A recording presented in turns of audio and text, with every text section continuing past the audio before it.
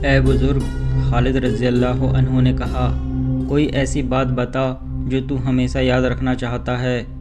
مورخ لکھتے ہیں کہ عبد المسیح گہری سوچ میں کھو گیا، اس کے چہرے پر اداسی آ گئی۔ اس نے قلعے کی طرف دیکھا۔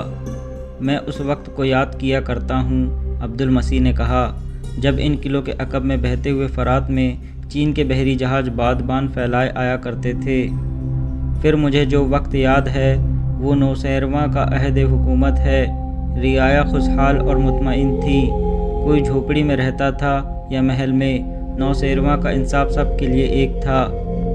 محترم بزرگ، خالد رضی اللہ عنہ نے کہا، خدا کی قسم تو مسلمانوں کے عدل و انصاف کو بھی یاد رکھے گا۔ اگر تو اپنے لوگوں کے ساتھ اسلام قبول کر لے تو تیری اور تیرے لوگوں کی حفاظت ہمارے ذمہ ہوگی۔ تم سب کو وہی حقوق ملیں گے جو دوسرے مسلمانوں کو ملتے ہیں۔ اگر اسلام کو قبول کرنے کے لیے تو اپنے آپ کو آمادہ نہیں کر سکتا تو تجھے اور ان تمام قلعے داروں کو وہ جزیہ ادا کرنا ہوگا جو میں مقرر کروں گا۔ اگر تجھے یہ بھی قبول نہیں تو پھر تم نے دیکھ ہی لیا ہے کہ مسلمان قلعوں کو کس طرح سر کرتے ہیں اور ان کی تلوار کی کاٹ کیسی ہے۔ ہم سے کچھ اور مانگ ہم دیں گے۔ عبد المسیح نے کہا، اپنا مذہب نہیں چھوڑیں گے، بتا جزیہ کتنا ہوگا؟ تجھ جیسے دانا سے مجھے اس جواب کی توقع نہیں تھی۔ خالد رضی اللہ عنہ نے کہا، کفر نے تجھے شکست تک پہنچایا ہے۔ اس عربی کو میں کم عقل سمجھتا ہوں جو عربی راستے سے ہٹ کر عجمی راستہ اختیار کر لے۔ خالد رضی اللہ عنہ کے ان الفاظ نے نہ عبد المسیح کو متاثر کیا نہ دوسرے کسی قلعے دار یا سردار کو۔ وہ اپنے انکار پر قائم رہے۔ جب خالد رضی اللہ عنہ نے انہیں جزیہ کی رقم بتائی تو انہوں نے اسے فوراً قبول کر لیا۔ یہ رقم 1,90,000 درہم تھی۔ جو عہد نامہ تحریر کیا گیا اس کے الفاظ یہ تھے، بسم اللہ الرحمن الرحیم۔ یہ عہد نامہ خالد رضی اللہ عنہ بن ولید نے ہیرا کے سرداروں ایدی بن ایدی، عمرو بن ایدی، عمرو بن عبد المسیح، ایاز بن قبسیہ التانی اور حیری بن عقال سے کیا ہے۔ اس عہد نامے کو ہیرا کے لوگوں نے قبول کر لیا ہے اور اپنے سرداروں کو اس کی تکمیل کا ذمہ دار ٹھہرایا ہے۔ اس عہد نامے کے مطابق اہل ہیرا خلافت مدینہ کو 1,90,000 درہم سالانہ ادا کیا کریں گے۔ یہ جزیہ ہیرا کے پادریوں اور دیگر راہبوں سے بھی وصول کیا جائے گا۔ صرف اپاہجوں، نادار افراد اور تارک الدنیا راہبوں کو یہ جزیہ معاف ہوگا۔ اگر یہ جزیہ باقاعدگی سے ادا کیا جاتا رہا تو اہل ہیرا کے تحفظ کے ذمہ دار مسلمان ہوں گے۔ اگر مسلمانوں نے اس ذمہ داری میں کوتاہی کی تو جزیہ نہیں لیا جائے گا، اور اگر اہل ہیرا نے اس عہد نامے کی خلاف ورزی کی تو مسلمان اپنی ذمہ داری سے بری سمجھے جائیں گے۔ یہ معاہدہ ربیع الاول 12 ہجری میں تحریر ہوا۔ ہیرا پر مسلمانوں کے قبضے کی تکمیل ہو گئی۔ معاہدے کے بعد تمام قلعے داروں، سرداروں اور عمرا نے خالد رضی اللہ عنہ کی اطاعت قبول کر لی۔ یہ دراصل امیر المومنین ابو بکر رضی اللہ عنہ کی اطاعت تھی۔ خالد رضی اللہ عنہ نمائندگی کر رہے تھے۔ اس کے بعد خالد رضی اللہ عنہ نے اپنی تمام تر فوج کے ساتھ 8 رکعت نفل شکرانے کے پڑھے۔ فارغ ہونے کے بعد خالد رضی اللہ عنہ نے اپنی فوج سے مختصر سا خطاب کیا، مؤتہ کی لڑائی میں میرے ہاتھ میں 9 تلواریں ٹوٹی تھی، لیکن آتش پرستوں نے جس جواں مردی سے مقابلہ کیا ہے اسے میں ہمیشہ یاد رکھوں گا۔ انہوں نے 19 میں ہم سے جو لڑائی لڑی ہے، ایسی لڑائی میں نے پہلے نہیں دیکھی۔ اسلام کے پاسبانوں، فتح و شکست اللہ کے اختیار میں ہیں۔ اس کے نام کو، اس کی نعمتوں کو اور اس کے رسول صلی اللہ علیہ وسلم کو ہر وقت دل میں رکھو۔ ہیرا بہت بڑی نعمت ہے جو اللہ تبارک و تعالی نے ہمیں عطا کی ہے۔ یہ بھی دل میں رکھو کہ ہمارا جہاد ابھی ختم نہیں ہوا۔ جب تک کفر کا فتنہ باقی ہے، جہاد ختم نہیں ہوگا۔ خالد رضی اللہ عنہ نے شہیدوں کے لیے دعائے مغفرت کی، پھر زخمیوں کی عیادت کو گئے۔ شہیدوں کی نماز جنازہ بڑا ہی رقت آمیز منظر تھا۔ وطن سے اتنی دور جا کر شہید ہونے والوں کے لیے ہر آنکھ میں آنسو تھے۔ شہیدوں کو قبروں میں اتارا گیا تو یہ قبریں تاریخ کے سنگ ہائے میل بن گئی۔ خالد رضی اللہ عنہ جب ہیرا کا نظم و نسق سنبھالنے کے لیے اس محل نما مکان میں گئے جو اجدبا کا رہائشی مکان تھا تو بے شمار رسعا اور عمرا تحفے کے لیے کھڑے تھے جو انہوں نے خالد رضی اللہ عنہ کو پیش کیے۔ ان میں بیش قیمت اشیاء تھی، ہیرے اور جواہرات بھی تھے۔ مدینے کے مجاہدین حیران ہو رہے تھے کہ کوئی قوم اتنی دولت مند بھی ہو سکتی ہے۔ خالد رضی اللہ عنہ نے تحفے قبول تو کر لیے، لیکن بوریا نشینیوں کی قوم کے اس سالار اعلیٰ نے اپنے لیے ایک بھی تحفہ نہ رکھا۔ تمام تحفے مال غنیمت کے ساتھ امیر المومنین کی خدمت میں پیش کرنے کے لیے مدینہ بھیج دیے۔ مال غنیمت زیادہ نہیں تھا کیونکہ ہیرا والوں نے جزیہ تسلیم کر لیا اور اطاعت بھی قبول کر لی تھی۔ ایک دلچسپ اور عجیب واقعہ ہو گیا۔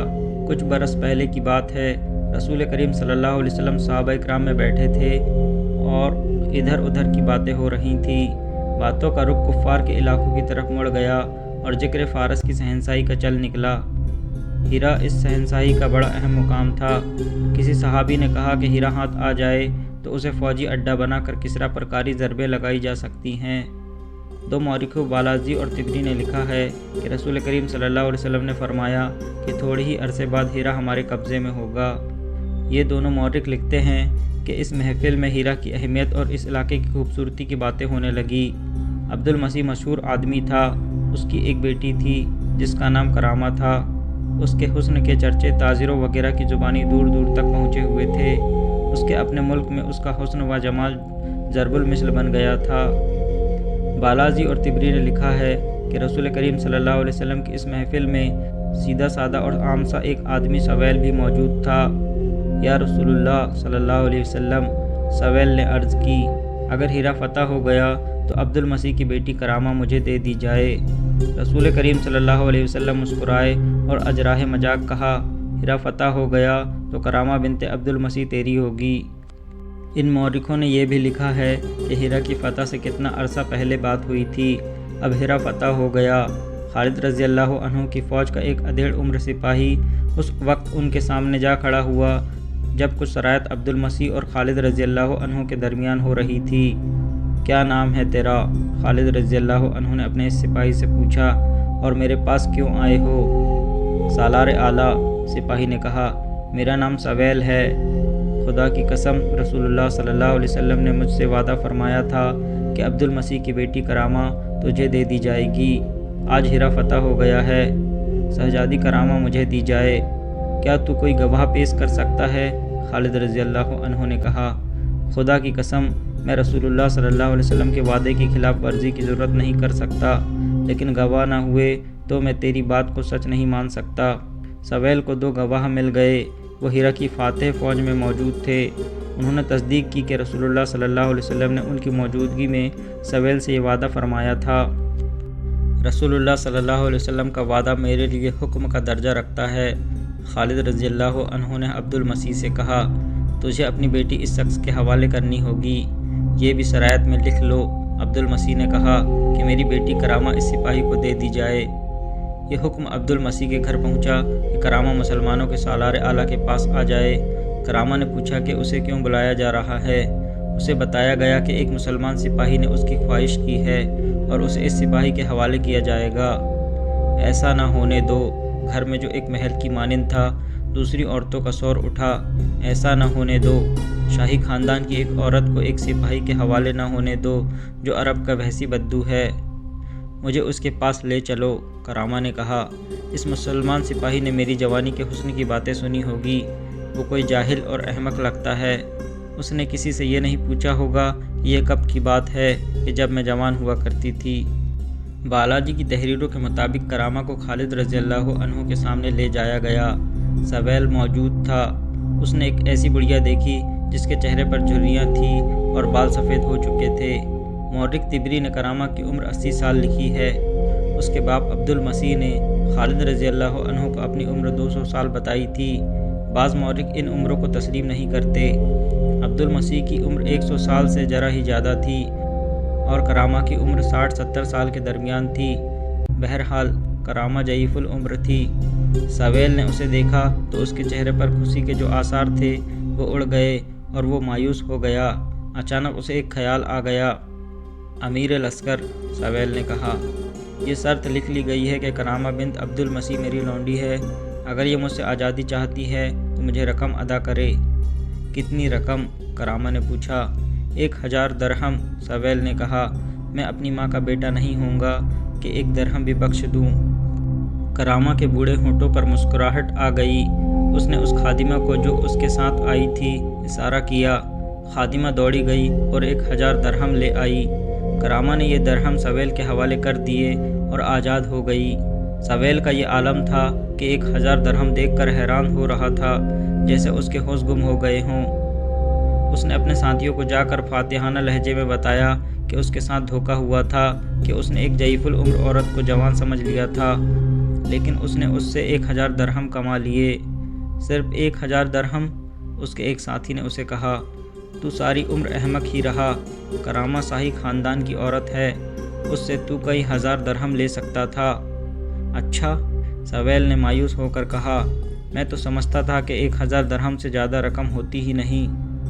اس کے ساتھیوں کے ایک زوردار کہے نے اسے اور زیادہ مایوس کر دیا۔ خالد رضی اللہ عنہ نے مال غنیمت کے ساتھ تمام تحفے مدینے بھیج دیے تھے۔ مدینے سے خالد رضی اللہ عنہ کے لیے امیر المومنین نے پیغام بھیجا کہ یہ تحفے اگر مال غنیمت میں شامل ہیں یا جزیے میں تو قابل قبول ہو سکتے ہیں، اگر نہیں تو جنہوں نے یہ تحفے دیے ہیں ان سے ان کی قیمت معلوم کر کے جزیے میں شامل کر لو۔ اگر تم جزیہ وصول کر چکے ہو تو تحفے کی رقم ان لوگوں کو واپس کر دو۔ خالد رضی اللہ عنہ نے ان سب کو بلا کر انہیں تحفوں کی قیمت ادا کر دی۔ ہیرا کی فتح کے بعد چند دنوں میں خالد رضی اللہ عنہ نے وہاں کا نظم و نسق رواں کر دیا اور ہیرا کے عمرہ کو ہی انتظامیہ کا ذمہ دار بنا دیا۔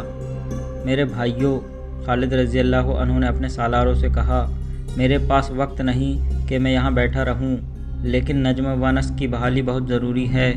اس سے زیادہ ضروری یہ ہے کہ نظم و نسق کو اس بنیاد پر رواں کیا جائے کہ اس سے لوگوں کو فائدہ پہنچے، وہ سکون اور اطمینان محسوس کرے کہ ان کے جان و مال اور ان کی عزت و آبرو کا تحفظ حاصل ہے۔ خدا کی قسم، میں ان لوگوں پر، ان عیسائیوں اور ان آتش پرستوں پر ثابت کر دوں گا کہ اسلام وہ مذہب ہے جو ظلم کو بہت بڑا گناہ سمجھتا ہے۔ رعایا کو اپنی اولاد سمجھو۔ کیا تم نے دیکھا نہیں کہ میں نے نظم و نسق انہی لوگوں کے سپرد کر دیا ہے؟ رب کعبہ کی قسم، میں ان پر اپنا حکم نہیں ٹھوسوں گا۔ اپنا حکم نہ ٹھوسنے کے نتائج چند دنوں میں سامنے آ گئے۔ اسلام کا بنیادی اصول یہی تھا کہ لوگوں کے دل جیتو، مگر دل جیت کر انہیں دھوکہ نہ دو، انہیں ان کے حقوق دو۔ خالد رضی اللہ عنہ اسلام کے پہلے سالار تھے جنہوں نے مدینے سے نکل کر کسی دوسری قوم کے علاقے فتح کیے اور انہیں اسلام کے اس بنیادی اصول پر عمل کرنے کا موقع ملا۔ مصر کے محمد حسین ہیکل نے بہت سے مورخوں کا حوالہ دے کر لکھا ہے کہ خالد رضی اللہ عنہ نے دشمنوں کے سر اڑانے شروع کیے تو فرات کو لال کر دیا اور ایسے کسی آدمی کو زندہ نہ چھوڑا جس کی طرف سے دین اسلام کو ذرا سا بھی خطرہ تھا۔ خالد رضی اللہ عنہ ذاتی دشمنی کے قائل نہیں تھے۔ متعصب تاریخ دانوں نے خالد رضی اللہ عنہ کو ظالم سالار کہا ہے، لیکن خالد رضی اللہ عنہ نے جو بھی علاقہ فتح کیا وہاں کا انتظام مفتوحہ عمرہ و رؤوسا کے سپرد کر دیا۔ البتہ ان کے نگراں یعنی بالائی حکام مسلمان مقرر کیے جاتے تھے۔ ہیرا کو فتح کر کے خالد رضی اللہ عنہ نے سارے فارس کو فتح نہیں کر لیا تھا، بلکہ خالد رضی اللہ عنہ خطروں میں گر گئے تھے۔ آتش پرست ان پر چاروں طرف سے حملہ کر سکتے تھے۔ اگر بڑے پیمانے پر حملہ نہ کرتے تو شب خون مار مار کر مسلمانوں کی فوج کو نقصان پہنچا سکتے تھے، لیکن آتش پرستوں نے ایسی کوئی کارروائی نہ کی۔ اس کی کئی اور وجوہات تھیں، جن میں ایک یہ تھی کہ مفتوحہ علاقوں کے لوگ مسلمانوں کے سلوک سے متاثر ہو کر ان کے حامی اور معاون بن جاتے تھے۔ ہیرا کے نواحی علاقے میں ورناتف نام کی ایک بستی تھی جو عیسائیوں کی بستی کہلاتی تھی۔ وہاں بہت بڑا گرجا تھا جس کے پادری کا نام سلوبہ بن نستونہ تھا۔ وہ عیسائیوں کا مذہبی پیشوا ہی نہیں، ان کا عسکری قائد بھی تھا۔ وہ میدان جنگ میں کبھی نہیں گیا تھا، لیکن جنگ و جدال کے فن میں مہارت رکھتا تھا۔ فارس کے عیسائی للکار کر مسلمانوں کے مقابلے میں آئے تھے اور مسلمانوں کی تلواروں اور برچھیوں سے بری طرح کٹے تھے۔ ایسے عیسائیوں کی تعداد خاصی کم ہو گئی تھی جو لڑنے کے قابل تھے یا عورتیں زندہ تھیں۔ سلوبہ بن نستونہ اکثر کہا کرتا تھا کہ مذہب صرف ایک زندہ رہے گا اور یہ عیسائیت ہوگی، نہ زرتشت رہے گا نہ مدینے کا اسلام۔ اس نے اپنے واج میں کئی بار کہا تھا، سب مٹ جائیں گے اور زمین پر یسوع مسیح کی حکومت ہوگی۔ ہیرا فتح ہونے تک لڑنے والے 1000 عیسائی مٹ گئے تھے، باقی مسلمانوں کے ڈر سے بھاگ کر ادھر ادھر جا چھپے تھے۔ ان کے سرکردہ افراد نے پادری سلوبہ بن نستونہ کے ساتھ رابطہ رکھا ہوا تھا۔ सलूबा ने कोशिश की थी कि ईसाइयों को यकजा और मुत्तहिद करके मुसलमानों पर शब खून मारने के लिए तैयार करे, लेकिन ईसाइयों पर मुसलमानों की ऐसी दहशत बैठ गई थी कि वो शब खून और छापा मार जंग के लिए तैयार ना हुए। मुक़द्दस बाप। एक रात एक नामूर जंगजू ईसाई सामिल बोरजाना ने पादरी सलूबा बिन नस्तूना से कहा, क्या तुम इस पर यकीन रखते हो कि गिरजे की घंटियाँ और तुम्हारे वाज इस तबाही को रोक लेंगे जो हमारी तरफ तेज़ी से बढ़ी आ रही है? नहीं, पादरी सलूबा ने कहा, मेरे वाज और गिरजे के घंटे की आवाज़ें अब इस तबाही को नहीं रोक सकती। फिर तुम हमें इजाज़त क्यों नहीं देते कि हम मुसलमानों की फ़ौज पर हर रात सब खून मारें? सामिल बोरजाना ने कहा, मदीने के मुसलमान जिन्न नहीं, भूत नहीं, इंसान हैं, हमारी तरह के इंसान हैं। सामिल इस पादरी सलूबा ने कहा, बेशक वो इंसान है, लेकिन तुम्हारी तरह नहीं। मैंने इनमें कुछ और ही बात देखी है। वो फतह का अज़्म लेकर आए हैं। अगर उन्होंने अपने जिस्मों के मुताल्लिक यही रवैया रखा तो आखिरी फतह भी उन्हीं की होगी। मुक़द्दस बाप। सामिल ने कहा, मैं जिस्मों वाली बात नहीं समझा, समझने की कोशिश करो। पादरी सलूबा ने कहा, ये लोग जिन्हें किसरा और शेर अरब के बद्दू कहता रहा है, जिस्मानी आराइशों और लज्जतों को कबूल नहीं करते। मुक़द्दस बाप की ज़ुबान से दुश्मन की तारीफ़ अच्छी नहीं लगती। सामिल ने कहा, अगर तुम अपने आप में दुश्मन के अच्छे औसाफ पैदा कर लो तो तुम शिकस्त से बच सकते हो।